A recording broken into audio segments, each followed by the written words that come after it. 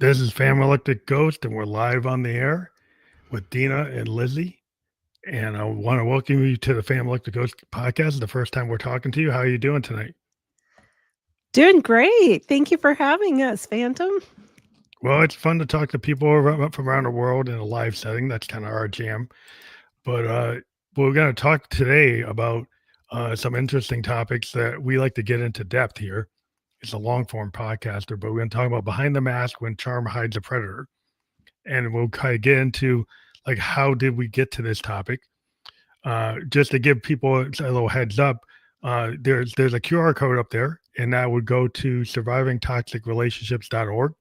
So you can scan that with your phone. You can get there right now, and that would be like this link, but it's actually as the QR code, so it's easier to get to. So you can follow along and get some background to who we are talking to tonight. But before we get to the depth of the start of this show, I asked every guest on the show, on the podcast, a couple questions. I don't know who wants to answer it, but what motivates you and why do you do what you do? Who wants to answer that first? Oh, I'll start. Sure. Hi, I'm Deana, and well, I'm going to answer for both of us because we kind of are a package deal on this journey, and so to explain kind of where we're coming from, where we're going. But what motivates Lizzie and I, and we can take turns on the questions. Is that we started this endeavor to help women who are caught in a toxic relationship. They feel lost, confused, and afraid to leave or confront their abuser. So that's why we do what we do. That's important. So you've had like a kind of like a pay it forward type experience where you have had lessons learned and have strategies for people to try to help people. Is that like what your focus is? Absolutely. Just to open up the can right now, Lizzie and I were married to the same toxic narcissist. Not at the same time, but I was the first wife for 27 years and she was the second wife for 6 years. And after she decided that she'd had enough, that's when we connected. I knew that she was a good person because she was my children's stepmother. Even though they were adults.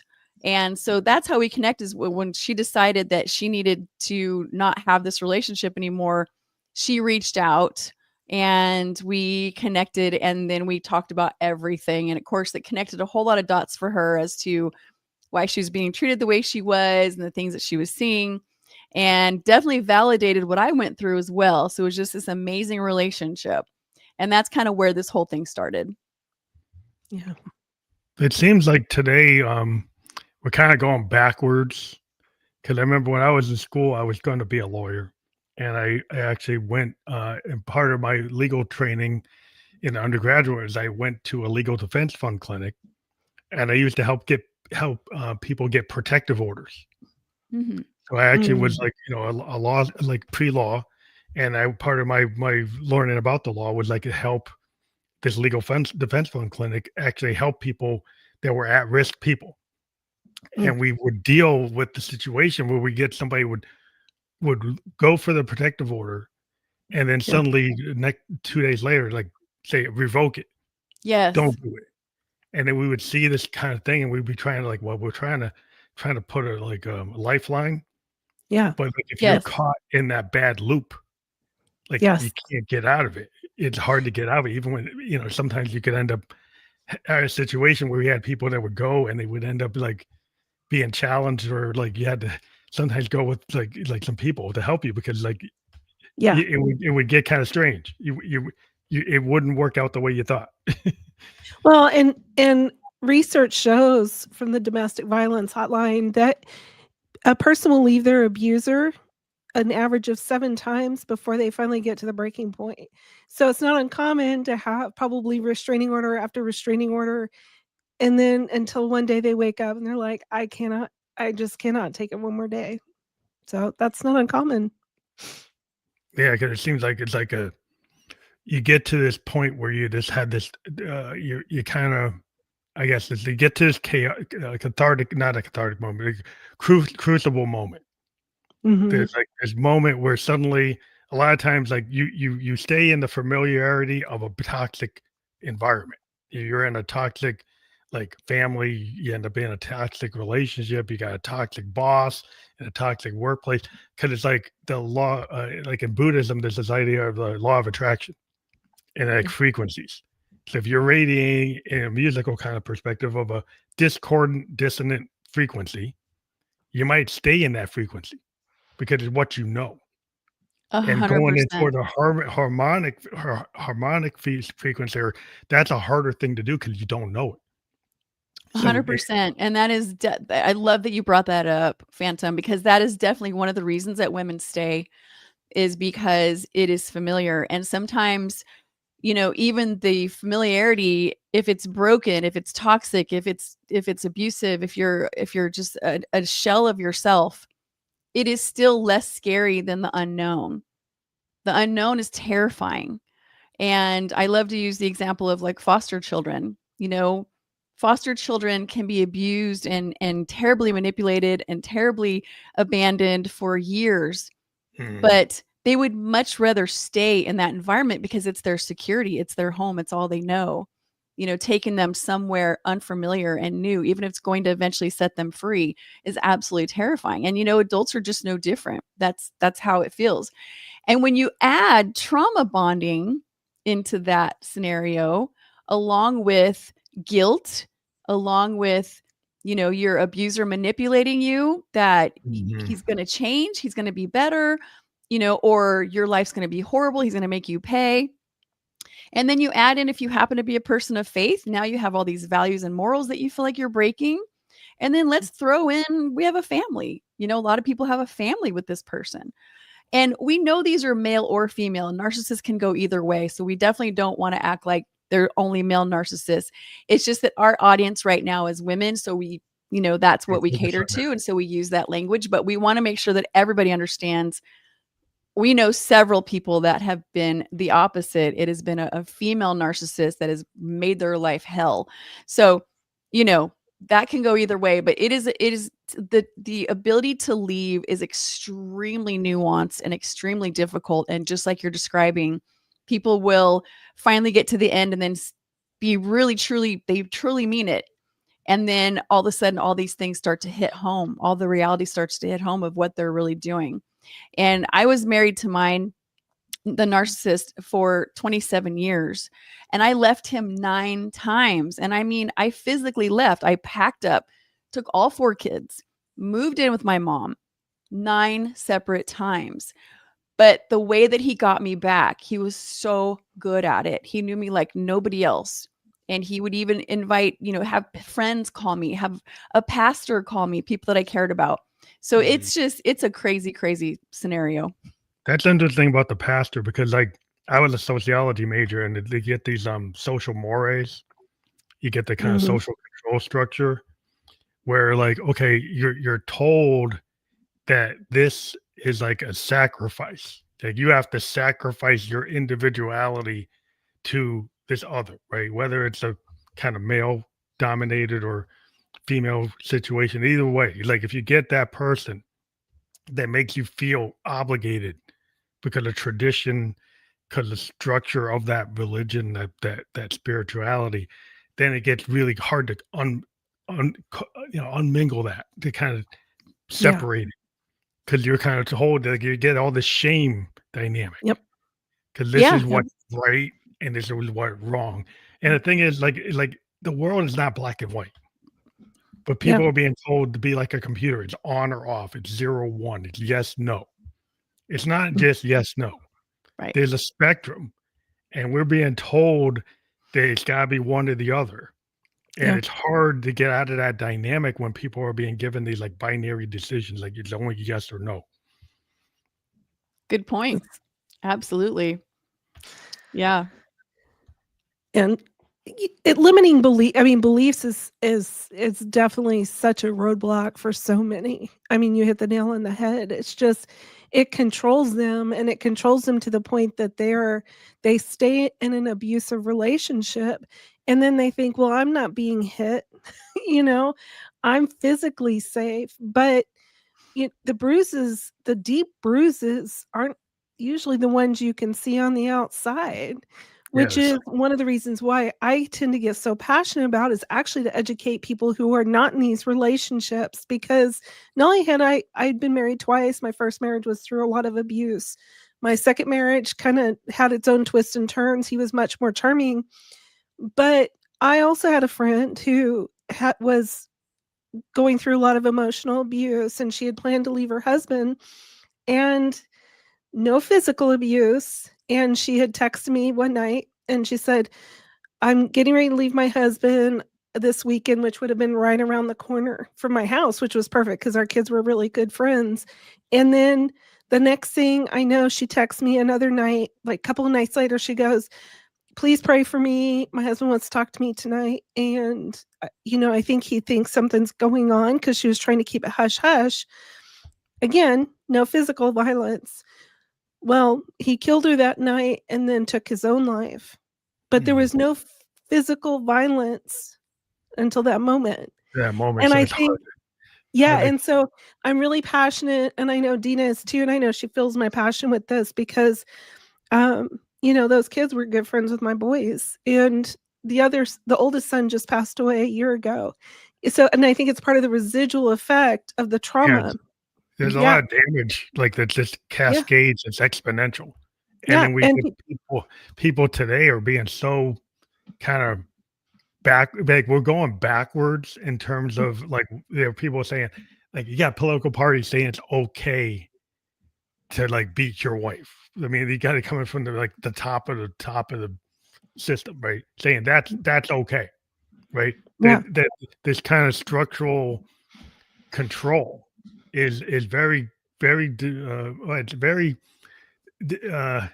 it's disillusioning people about what is it we're supposed to be. Is this a progressive society? Is this a society that's moving? Or are we kind of like the British Empire on the decline? What is going on? Because there's some structures that we're being told that this is going to save everybody. To have this mhm, certain mindset is this, and it's very top down. It's very controlling. It's very paternalistic. I don't yeah, want to talk about that, but there seems to be a lot of paternalistic kind of centered going top down thinking, and mhm, that hurts everybody. Like if you have a toxic, like somebody leading a family with a toxic personality, that's not just between the parents. It cascades to the children. It yeah, cascades to their friends, like yep, the next door neighbors. Like when something like that, like what what you said, that affects the whole area around them. The macrocosm and the macrocosm, they kind of bleed into each other. And mhm, what happens in this home affects this home, affects this yep, town, affects this county, affects this city. It's not just, oh, it's not your business. It is our mhm. business. Yeah, and it's I think by educating others, we're giving them hopefully some tools to take away to maybe keep their eye out in case they do have a family or friend that are in these situations. Because, like I said, most people think, oh, you talk about toxic relationships. Well, I have a good marriage. Everything's good. Everything's fine, which that is awesome. But I guarantee everyone is either the abuser, the person that is the victim, or they will know someone who's being at least emotionally abused. And it's Yeah, just learning those signs. I think a lot of times we don't really learn social etiquette of how to treat each other as human beings. Like we go to school and we're taught certain things like arithmetic, math, science, but people and they expect that you're learning it in the home or you're learning it in your spiritual place. But a lot of times in some of these spiritual places in the home, they've got a very toxic, negative, not positive point of view. So your people are being left with no way to address the issues they're in. I mean, I'm a musician. We practice, we learn, and you learn what to do.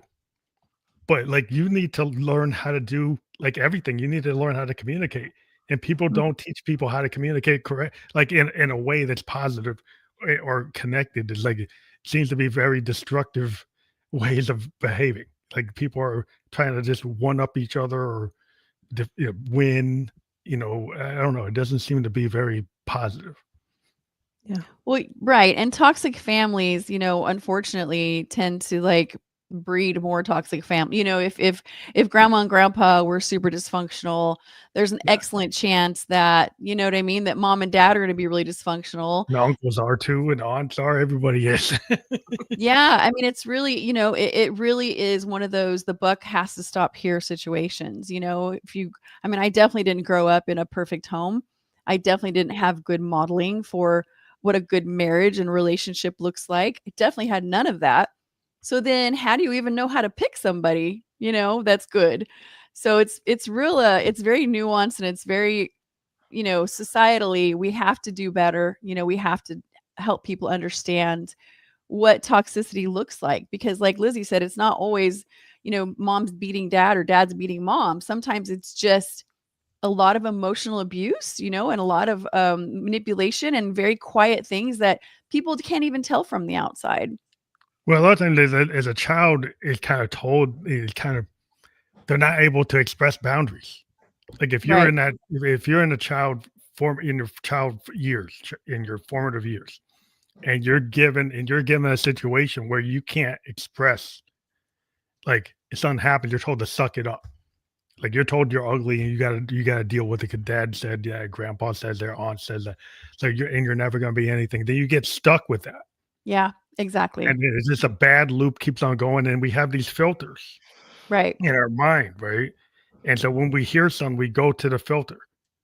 Right. And if in the back of your head, that filter, I'm not good enough, I'm not Yep. good, I'm pretty, I'm not gonna get anything. Dad doesn't think I'm amount to anything. Mom doesn't think I can amount. So then you get stuck in that. And you might even go toward people that repeat what your aunt said, what your dad said, what your grandma said. And then you just this is kind of where, like, where is your boundary with to say, hey, I am an individual. I have a right to feel good, right? I have a Mhm. right to express myself. But if Yeah. you're told that you don't, then that's like the root cause. Yeah. Yeah, exactly. If all you've seen is dysfunction, that's normal to you. It's just normal, And so even if you saw things as a kid that you didn't like or that you felt were wrong, it still feels normal. And, you might do better than mom did. You might pick someone that's better than who mom chose, but it still might be somebody that's very dysfunctional and very toxic. And recognizing those patterns when you haven't been taught what that looks like is really tough. Yeah, because other things people think the marriage is like that's like the holy grail, and you can't once you're in it, you can't go out of it because it's shame and disappointment, and it's like everybody's thinking about, "Well, I gotta stay for the kids. I gotta Yeah. stay for what the neighbors think, what people in my church think, what the synagogue thinks, what the Yeah. mosque thinks, what anybody thinks," right? And it's like, "Well, what do you want?" Yeah. Like, where you get where you're a people pleaser kind of mindset is like, "I can't care about what I want. Right. I gotta please the preacher, the pray, the rabbi, or I gotta please whoever, the imam, Yeah. whatever. Like I gotta please them instead of pleasing me. Like, well, why shouldn't I be able to actually have freedom? But maybe not. It seems like we talk about freedom a lot, and then we create these constructs that like anything but freedom. We're in bondage. Absolutely. Yeah. Yeah. And it's Absolutely. hard to talk about it because then people say, "Well, you're new age, or you're like, what are you doing?" Like that. I want traditional values. You know what? I have no problem with traditional values or whatever values that people choose, but they all need to be healthy. They all need to be, honoring to the other person, You have to frame it. Like, uplifting. yeah, do you actually really believe in something that's uplifting, and you don't have to push somebody else down to feel good? You don't have to go Exactly. say that that other is the cause of all your you look in the mirror, the looking glass self, and you can't see anything wrong, but you see something wrong with the person over here, person over there, and everything is their fault, Mhm. right? And then you say, "Well, I've got good values." But you Yeah. can't look at it it's like, I never do anything wrong. Yeah. I know, but like, what are you thinking? What are you doing? But actually, you do actually have this problem, right? You actually don't think you're good enough, and you're Yeah. pushing it on. You're projecting. Yep. So projection is really the danger, right? It definitely it is. That's definitely one scenario. I think for me in my relationship, I think one thing that always brought me back to my ex when I finally just said I have to leave. Like, this is messed up. This is a terrible situation. I feel like I'm being destroyed, from within. And my kids also don't deserve to be around someone that's, you know, manipulating and out finding sexual encounters everywhere and, just completely toxic, completely living a double life, complete fake. My kid This isn't good for my kids either, but I will say with what you said, you're right. But there's also a second way to where you have to be careful in these toxic relationships, because if somebody is a narcissist or they're borderline or they are, fill in the blank, sociopath, psychopath, one of the best things they do to pull you back in is say, you're not perfect either. You Mhm. have flaws. You have problems. Look at even last week when you just went crazy and started screaming at me, or you even wanted to get physical with me. And they will use that to prove that you're really toxic too. You have problems too. You're not perfect. And my ex used to say that to me all the time. And believe me, I did everything in my power to always behave the best I could, because somebody had to counterbalance his crazy and give the kids and our home a better, feel, a more normal, good vibe, good feel, whatever you want to say.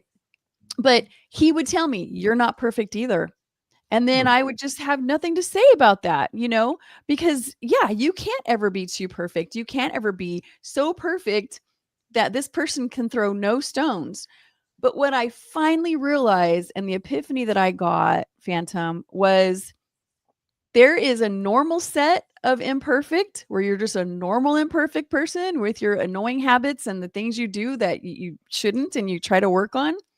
And then there is a soul sucking, life destroying The problem. spectrum. Yeah, man, every human being is like no one's perfect, right? And there's a spectrum. And then you have the Yeah. people who try to be perfect. And then you Yeah. Yeah. have the people who are kind of like way out of the spectrum. They're on a bell curve. They're on the outer edge. They're on the outer edges. They're pushing it. And then they're trying to tell you because no, it's just a truism. You're never gonna hit the mark 100%, right? You're never going to hit the mark 100% ever. But, I am in a relationship now for a decade. I am not perfect. He's not perfect. And we're so happy. And we have the most peaceful, wonderful home, for our children and grandchildren. And neither of us are perfect. And we definitely don't weaponize the fact that neither of us are perfect. But we also uplift and uphold and nurture our relationships, and we value the people in our home, and we treat them with respect and dignity. So as imperfect as we are not destroying people. We are not making critical mistakes that cause people pain, and we're not repeating those things over and over again with a promise that they'll change. Destructive behaviors over and over and over again are a very different kind of imperfect than Yeah. normal imperfection. And so that's where I think, that language we have to always be on guard, if we're being told that in a toxic relationship. Yeah. I think it's Well super. said. Yeah. Well, the thing is, a lot of times it's like if you have you have to have a lesson learned, right? But if you never learn from your lessons and you always go back and then you never really fulfill that I'm going to be better, right? Yeah. Now, Mhm. it's a spectrum. Like a musician, like we always strive to get the composition like 99% of what we wanted it to be. Hmm. But we have this thing called a happy accident. And as you get to be more of a creative, you start to learn that whatever you had in your plan, right? What you actually end up doing in a flow state and Hmm. you kind of let go and you like allow these downloads to happen, like Yeah. things come out better than Oh, trying to be control every little note, every little thing. The more you try to control them, more it falls apart. And so when you learn to have some grace with yourself, that yeah, maybe I didn't hit that right. It's a little quarter off or the tone, half tone off, but it actually sounds better oh, instead of okay. thinking that it doesn't. Right? They think allowing yourself to have some grace is a hard thing if you've been told that things have to be perfect, like the Yeah. perfection trap. That I think a I lot of like people that. get like the perfect idealism of their what they think a marriage should be, what they think a relationship should be, and Yeah. then they get blamed for not being the perfect soulmate. You know? Absolutely. And I would think that from a musician's perspective, if you do get too tight and calculating on how you perform, you probably squelch that creativity, right? You don't even let any of that flow. So that makes total sense to me. And I think that could translate into relationships, where if one of you is trying so hard, to either A, be perfect yourself or B, squelch the other person, you're not going to allow that person to be who they are. I mean, there should be a lot of grace in a relationship. There should be a lot of this is who you are, but that's why it's so important when you meet somebody that you really love who they are and you really respect them as a person and you really feel like they complement you in harmony. We'll use musical terms Yeah. because if you think that those annoying things they do or those like absolutely embarrassing or awful things they do are going to be shaved off by your loving them, Yeah, you it's gotta change it's them. You gotta not fix going them. to happen. I think that's the big problem is a lot of people think I can fix this person, They right? I do. can change this person, right? But if a person is like, that's who they are. And if you don't come to terms with like this person that you met 5 years ago, they continually do the same thing. You've never been Yep. able to change it. Because like that, like if you didn't understand who they are, well, that your filter. Your filter didn't like kind of minimized it.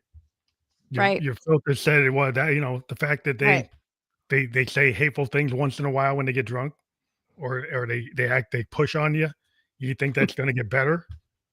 It doesn't get better, right? No, it But usually gets worse, but, like you said, love is blind, and so when you have all these infatuated feelings, and of course, they're also putting on the charm, and they're putting on their best behavior. So really, truly, at the beginning of a relationship is a really important time to understand that the mask is gonna come off, which is why we yeah, talk about, the mask of a predator, because that mask will come off, but it takes time, and as far as mine and Lizzie's relationship with the man we were both married to, the same guy, he put on the best possible mask, and he put on a very different mask for Lizzie than he did for me when we were mm, dating, because he knew what she wanted, what she would fall in love with, and he knew what I would fall in love with. He just kind of figured both of us out, and became that person. And if we had only known that it would take probably 6 months-ish, maybe a little longer, for those red flags to start coming out and to really give it that time, but he would pressure you into marrying him well, sooner. before you can Before you really see who he really is, all you Yeah. see are the good days.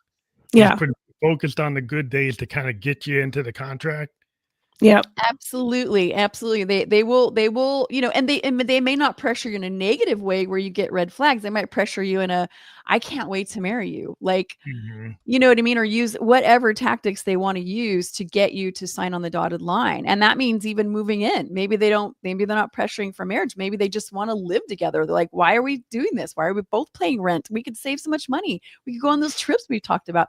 So they're extremely good. Like, these predators are absolutely fantastic, and they look like a normal person to everybody, and Yeah, they even don't to look you. like that. That's this, the thing is everybody's looking for this kinda, Charles Manson. Yeah, Yeah. Right, it's like right, they gotta look like that, they got the thing right. right on. It's like you can see it right there, right? That's Yeah. it. But, like, Well, that's not how it comes to you. and Right. like Deana kind of really hit the nail on the head. A really good predator, they will watch you so closely and they will emulate everything to do with your life. Mhm. Mhm, And they immerse themselves then into your life, in your daily routine. Like, for instance, in my relationship with our ex, he wooed me by I had 4 boys and I was single for over 10 years. And mhm. I did everything on my own. So his way of wooing me wasn't taking me out or bringing me flowers. It was, let me help you With the drop the kids. boys off, pick the boys Mhm. up. I would have boys in separate, sporting events or whatever. And he'd go, you take those boys there and I'll take these boys here. So it was immersing and coming along beside me, knowing that that is something that I needed and desired. And that's what, He's gonna yeah, disarm you. He's gonna seem like a great guy. It's like how yeah, many guys, like if he's not like doing the overtly suspicious thing, right? yeah, He comes and does the thing that you're hoping that a decent guy's gonna do. He's gonna take interest in your children. He's gonna yep, go and do like things that seem selfless. yep, Like Yep. he's a family guy. He's got the right values. That he's doing the yeah, thing that like why would you do that in the first couple of introductions to a person to actually do that? Right? yeah, Not that there are guys that wouldn't do that, but like if you go and you hit the right buttons, it's like he's paying, like you're saying, he's I don't know if they're stalking, but they actually know enough about you Mm-hmm. to hit the right buttons, to hit the right moments, to kind of disarming. yes, Right. Exactly. And so that's kind of what they do. So you just don't have any red flags at first. You just really think this guy is perfect or this girl is perfect. Like they've got all the characteristics I've always wanted. They answered all the questions correctly. I mean, it's absolutely fascinating. It's just like grooming somebody. You know, Like, mhm. did he also disarm your friends and your family, or Oh, did he focus on you? absolute friends, family. I mean, Lizzie's dad had great discernment and, completely thought he was wonderful. I mean, people that would normally pick up on things. Now, also remember, you're infatuated, you're in love, you're telling them all these wonderful things about this person. So they're getting that straight from you. And then when they meet them, they also don't really have any reason to think anything negative because again, that mask comes off after a while. It takes a while before the real the real Real person starts to person. come out. So we always encourage men and women to really take your time dating. Do not move in. Also, try not to get intimate for a while. That kind of confuses things emotionally, especially for women. We can get real, Connected. we can that can change the dynamic of the relationship to where you're not really thinking clearly with your head anymore. So, taking your time I think is one perfect way to really find out who this person is. Now, I had several red flags right off the bat. But again, like, I should have listened to those, but I was very, very young. I was only 17, Oh, when I okay. met him. Yeah, if you're because that's the thing. Was he a lot older?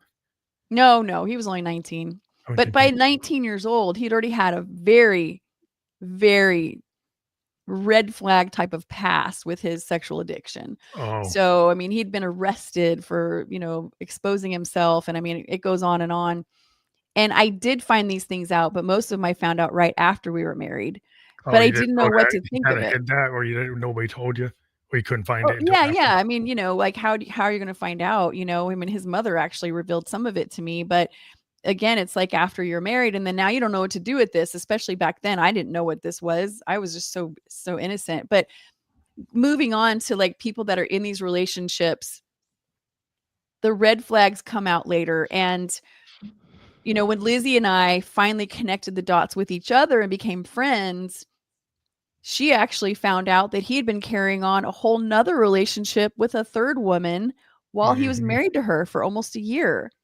So he was living a complete double life. He was making a family with the woman in the town, a town nearby, and her kids, and telling Lizzie that he was, had a second job working for Uber, or he had, obligations, for the church. He's going to go, do some things with the church. He's going to try to really get himself together and get some counseling. And then he's telling the other woman that, well, I don't want to take you into my home, because I'm taking care of a little elderly couple. So you had to And tell a lot of I, stories. yeah, oh yeah, yeah. But he always made himself look like a stinking hero. And so, of Mhm. course, she was like, she had seen the home, she'd driven by with him. So she couldn't imagine that he lived there with a wife, no elderly couple. And then he, didn't spend the night with her because he said, I know that you are a faith-based lady and it would look bad to your kids and your friends and your family if we were, hooking up. So he didn't stay the night at her house. So he had this perfect scenario for Cover. almost He a had a lot of year. covers, a lot of stories. oh But yeah, like, but you just like it seems like like in the way the world is set up, it gives cover for these type of people, to get in with the right crowd. They can get people around them to think they're the greatest person. Did Yes. did he get a lot of did like the people around him, they didn't see the red flags either, right? They did not. They did not. In all 27 years, his neighbor, he lived by a little older couple that lived next door, and they thought he was wonderful. I mean, so many people thought he was wonderful, So and that it's makes it little harder, town. right? Like if everybody around him thinks he's the greatest guy, then they start putting it on you. So does that create a lot of pressure if you try to Mhm. say, well, this person is not who they say they are, they're not who they are, right? It creates Well, cognitive dissonance, which is, I of was gonna course, the between your head and your heart, where, your heart is screaming one thing about this person, you're seeing these things and you're feeling these things mostly, but all these things around you say otherwise, including them when you confront them about something, and they look at you like you're crazy, or they tell you Yeah, you're they put it crazy. on you. So everything gets Absolutely. that you're the one with the problem. You're starting the argument. Everything was great until you brought this thing up. You're not perfect. I'm not perfect. Like, so There you everything go. gets like the reverse. It's like a projection. Like Yeah. we see a lot of projection today. It's like there's a lot of projection going on in the world where somebody's the thing that you say is happening is the thing that you're doing, right? But And you put it Phantom, on, we call that gaslighting. We call yeah, that guys, gaslighting. there's You a lot of literally that. Yep, you're Yeah. looking at it, you see it, it's right in front of your face, and yet you're being told that's not what you're looking at. That's not what you're seeing. But it seems like the You're wrong. society's is prime now. Like we've got this happening at the macrocosm level. We've got people like influencers and people who are looked up upon highly doing this. So, Yep. like, how destructive is that when we've got like these people in the public eye that are not being Mm. held accountable for the same kind of behavior that's happened in the microcosm? Absolutely. So, does that give more permission to abusive type people to say, "Hey, this is a time where I can get away with it"? Mhm. Exactly, and you're right, absolutely. I think that society needs to clean up. Yeah, Too. Like, our leaders should really be people that are respectable and admirable, and do the right thing and make sacrifices for the people that they govern, instead of, like, so many of them, and I know there are good ones out there, I'm not saying they're all crooked, and, but, so many of them, it's all about money, it's all about, yeah. So making this getting the net power you dynamic. power. Yeah, the problem I have, like I would just explain something like in the tech world, like algorithms will actually make money for hateful things and Mhm. very like things that are very I don't know, like superficial and not really like fake. Like you could create like AI fake a fake statement, a fake picture, a fake thing. It's not true, but you could get a million views. You could monetize off of it. And if you tell the truth, the thing you tell the truth on, right? That post won't go anywhere. Yeah, The lie will go somewhere. The right, hateful speech will go somewhere. The derogatory speech will go somewhere. right. And it's a decision that now the corporations have made decided that money means more than anything. And they will Mhm. do whatever makes money over anything. And that is very destructive because we were kind of told that these companies are somehow morally correct and you should make sure that you have a clean record before you work with them. That they're gonna do a Absolutely. background check on you, they're gonna do a drug test on you, but then they're doing things that's like, they don't seem to have any moral clarity to me. Agreed. I agree so much. Yes.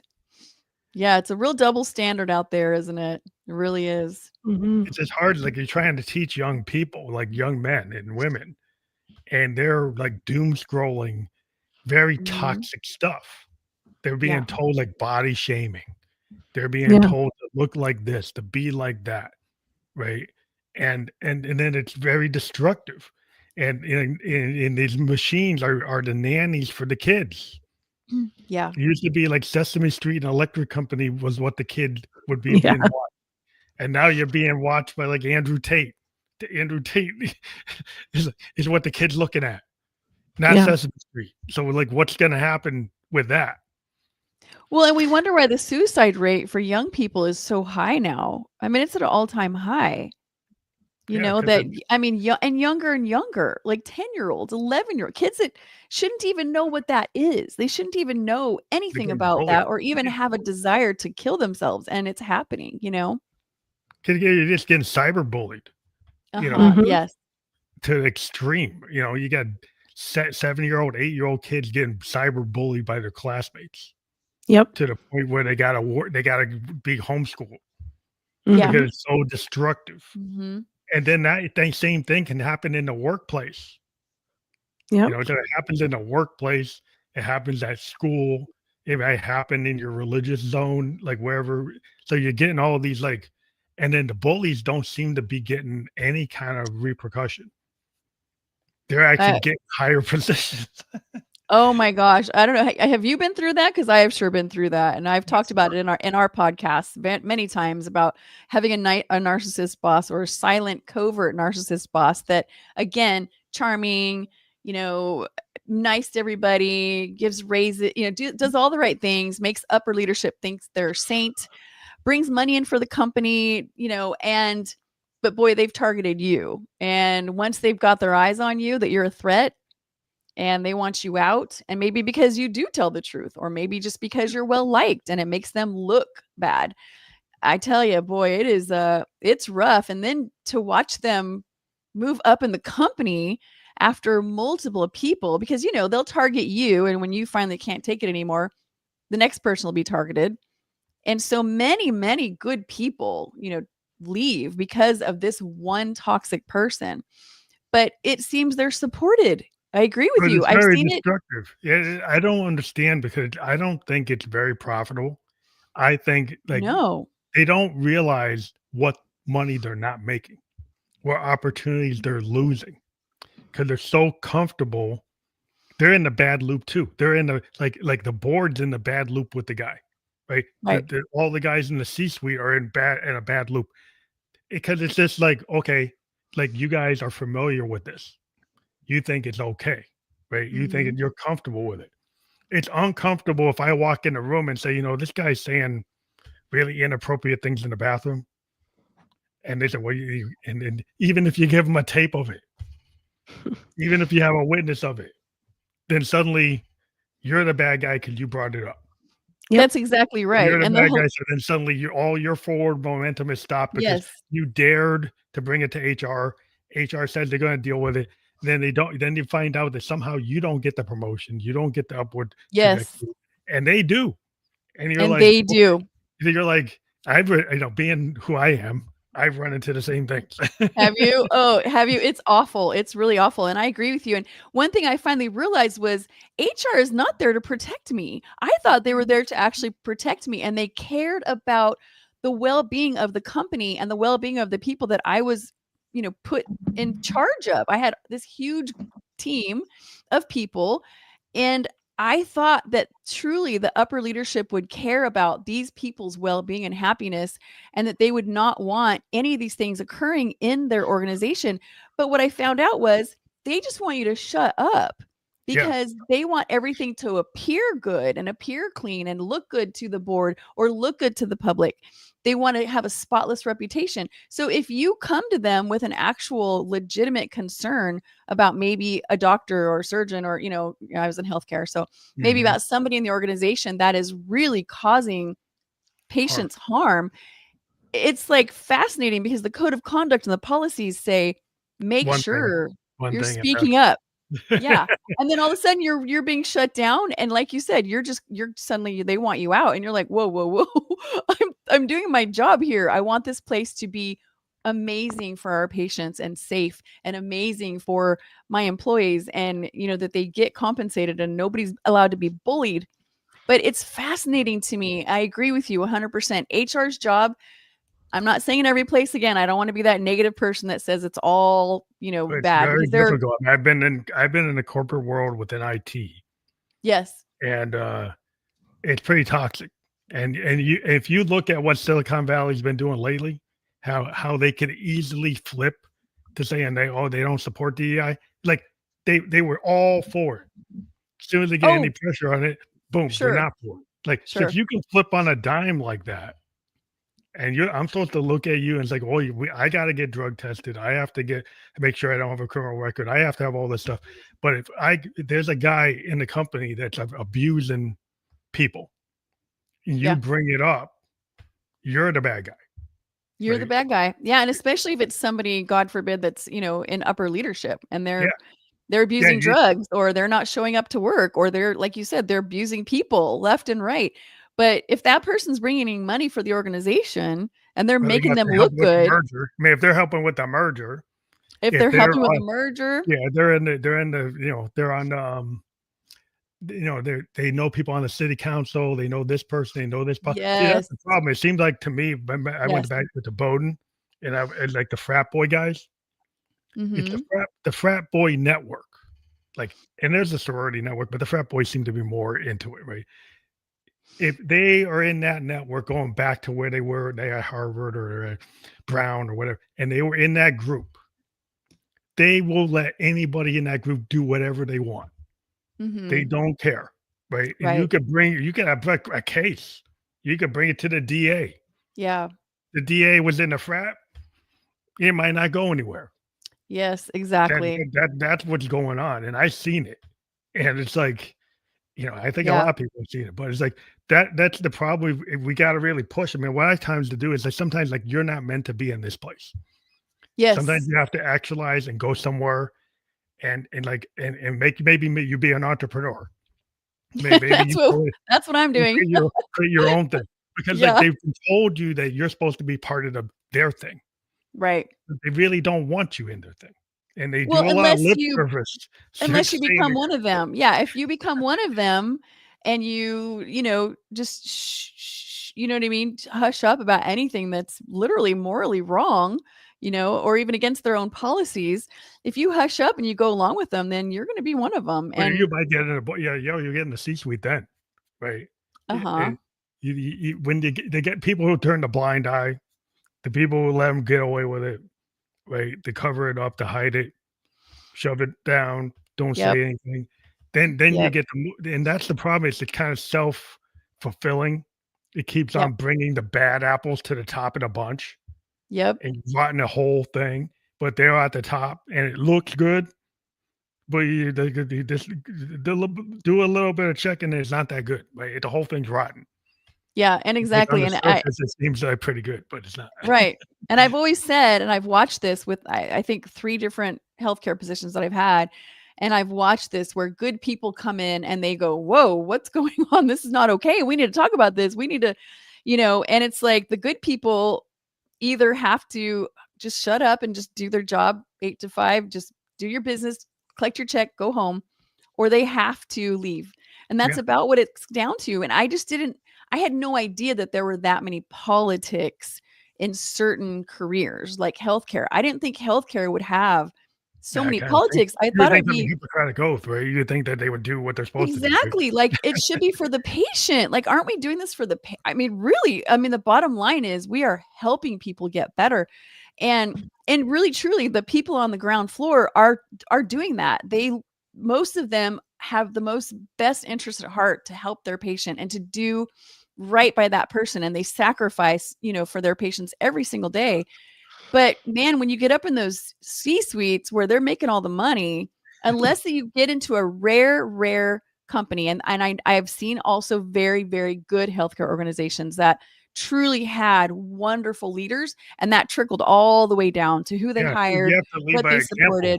Like if you have the person that's kind of like a Rockefeller kind of mindset, like, I'm going to actually Carnegie, like I'm going to actually give back. Yes. I don't want to I'm going to actually help build the bridge, right? I'm not going to tell the taxpayer to build a bridge. I'll build a bridge, right? I'll give to this hospital. I'll give to this school. But you have this other mindset today. It's like the disruptor, and I don't have to pay anything, right? So I will build my factory, and I won't pay for the road. I won't pay for the bridge. I won't pay for anything. And I'll actually make the people pay a higher utility bill, higher electric bill. And I don't care because I want the break, and I don't feel any obligation to the society. And that's the kind of toxicity we're getting, is this kind of mindset is take. So I'm so great. And Like, that's the exact mindset, Phantom. I love how you put that, because if you translate that into mine and Lizzie's experience being married to a narcissist, that's exactly their mindset. I'm going to take. What's in it for me? Like, how can I manipulate this person into getting what I want? How can I manipulate them into, saying what I want? How can I make myself look good by having this little perfect family? It's all about them. It's all about you are being used. You are just a pawn. You are just helping them, with whatever is in their mind that they want for their life and their future. And you are never going to be really, truly loved by these people, because they only love el numero uno. And it's really interesting because as you guys were saying, they'll suck all of that out of you, and when they realize there's nothing left, they have no problem discarding you. No matter Mhm. how much Yep. you invested into them, Yep. you are that's yeah, it. so like, Including their own kids. Including their own kids. Yes. it seems like That's my papa used to say, it's all show, no go. Yeah. Like Yeah. a lot Yeah. Yep. like Yep. some people are just all surface, and it's like if it doesn't work for them, like it suddenly doesn't work, then you're gone. Right? Because it was all for show. It's all very surface, very I mean, superficial. they walk away, and like this guy that we were married to, he, when we finally caught up with woman number 3 and let her know that he had been married their whole courtship, and he unfortunately he had just married her because Lizzie had just divorced him, and she immediately filed for divorce. Well, guess what he did? He ran right off and married woman number 4. Within a month, After within a few months. Yeah. within a few months, just ran off, found somebody that was a friend of his family's, and the family, he'd been estranged from the family by distance for a long time. They didn't really know who he was or what he was about, and immediately married another woman, and just gets what the life that he wants from that person. And it's just a repeating cycle. And it's so they really are predatory, and Very we predatory. really want to warn anybody that's with these people that they will love bomb you so much that you feel like you're loved. Pressured into it. But that love is very superficial, and it's very fleeting, and it's not real. And so you have to understand what real love looks like and feels like, and what healthy looks and feels like, before you can kind of spot these guys or girls. And that's a hard thing because, like I said at the beginning, it's like a lot of people don't know how to have a healthy relationship because their pop and their mom, they might not have one. Their grandpa might have one. Their uncles might have one. Their friends might not have one. And Definitely. so, it's like, where's your example? Like, it's Right. like if you don't have a lot of good examples, Right. if you don't actually practice on how to actually, communicate, right? Mhm. People like, how do you talk to this person? Right. How do you do it without like disrespecting them? How do you do it when you're not trying to get over on them? Right. Well, how do you have like a real human conversation with another human being? Mhm. And sometimes I don't know if we're actually teaching people how to do that. Well, again, I mean, even when these relationships end up in therapy, most therapists are bamboozled by a narcissist, because they will literally convince the therapist that it's the other person, and then of course that person probably at that point in their life is wondering, is it me? Yeah, Am I the problem, really? yeah. If you can fool the therapist, and when you go to counseling, then they're saying it's your fault again. Exactly. And one of the best things I've ever heard, I know we got to go in a minute, but one of the best things I've ever heard was for a therapist to understand which one is the narcissist. The narcissist is going to be constantly pointing the finger at the victim and saying, it's them, it's them, it's them. And let me tell you why. And let me prove it, blah, blah, blah. And they'll give all these reasons. And the person that is the victim feels awful about everything. They feel awful about everything. They're, they don't know for sure if they've hurt that person. They don't know for sure if they're the bad one. Or maybe they do. Maybe at that point they've finally gotten the epiphany that it's not me, but they're still wanting to be a better person, and they're still wanting to, grow in their own selves. And so generally that's kind of the dividing line. So it takes a really sharp person to spot a narcissist. It is not easy. That's really important. And I know you guys have to go, but that's what we've been talking about today. And we do have the link that I have there in the QR code. If you scan that with your phone to get to your survivingtoxicrelationships.org, what do people find if they go there real quick? Well, we are on YouTube at the same address, Surviving Toxic Relationships. We have many YouTube episodes. We also have a very thriving podcast, same name. We interview a lot of therapists, authors, people that have been through these things. And at the beginning of the year, we plan on starting a group for women to come and just have that time together. Lizzie and I both became life coaches so we could be more effective helping. And so, we're going to start a program to try to help women and give them a space to talk with each other, tell stories, really understand what kind of relationship they're in, and hopefully get free, whether they stay in the relationship and just become more healthy themselves or they decide they need to leave. Either way, we want people to not go through that confusing, exhausting, fearful, and really you feel like you're dying inside. We don't want anybody to go through that, and we want them to have something that we never felt like we had. I think that's really important. But I'll let you go. I know you have an appointment, but I want to thank you for being on the Family Look That Goes podcast. Check that QR code out for more information. If you want to click on that to connect with those, you guys, I want to thank you for being on the show today. Thank you, Phantom. We really enjoyed you. Thank you. Yeah. Thank you. Thank you.